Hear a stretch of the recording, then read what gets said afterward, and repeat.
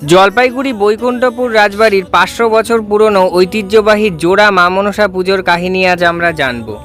শ্রাবণ মাস মানেই একপাশে যেমন বাবার মাথায় জল ঢালা, তেমন অপরদিকে মা মনসার পুজোর মাস।